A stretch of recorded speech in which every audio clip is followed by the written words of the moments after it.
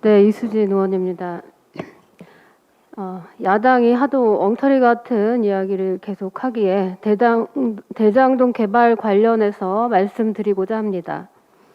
2000년대 초기에 시작된 대장동 개발을 2010년 공공개발에서 민간개발로 전환하겠다는 결정을 한 게 이명박 정부와 새누리당이었습니다.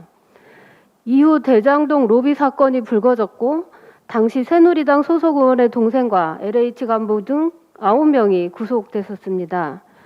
이렇듯 비리 복마전으로 얼룩지고 개발 이익 자체를 민간 토건업자들이 싹쓸이를 할 상황이었던 사업을 박근혜 정부와 새누리당의 반대에도 불구하고 민간 공동 개발로 돌린 게 이재명 성남시장이었습니다. 사후의 이익을 정산하는 방식이 아닌 이익 발생 시 최우선적으로 성남시 몫을 챙길 수 있게 했고, 이를 통해 총 5,500억 원의 공공이익금을 환수했습니다. 투명한 절차를 통해 사업자를 선정했고 시민에게 이익이 돌아가는 개발 사업을 만들고자 기초단체장에게 주어진 권한 내 적법 절차를 동원한 것입니다. 사실 2015년이면 서슬퍼런 박근혜 정부 시절이었고 이재명 성남지사가 눈에 가시 같은 존재였을 텐데 민관 공동 개발하게 왜 가만뒀겠습니까? 부적절하거나 비리가 있었다면 그때 이미 수사했을 것입니다.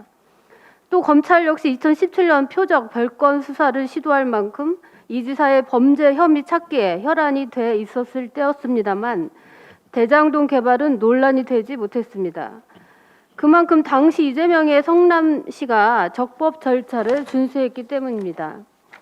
이를 놓고 국민의힘은 민간업자의 수익이 많으니 특혜가 있었을 것이라며 특검이니 국정조사니 정치 공세를 펴고 있습니다. 그러나 국민의힘은 이재명 후보를 공격하기 전에 곽상도 의원의 아들에게 화천대유가 누구 것인지 물어보십시오.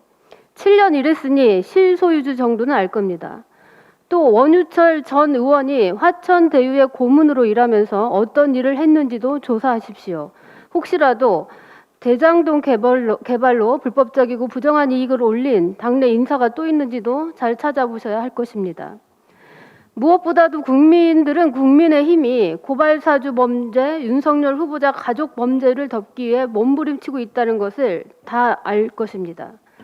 윤석열 후보가 대장동 논란을 보고 국민 상당수가 특정인과 특수관계인들에게 상식적으로 납득하기 어려운 특혜가 있었다고 생각하고 있다고 했습니다.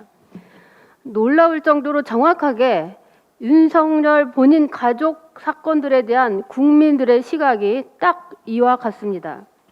지금 특검을 하고 국정조사를 해야 할 일은 윤석열 검찰의 고발사주, 윤석열 가족비리 사건일 것입니다. 검찰과 공수처 등은 이에 대한 철저한 진상규명에 속도를 내야 할 것입니다. 진짜 범죄와 비리는 여기에 있다는 점 다시 한번 강조합니다. 마치겠습니다.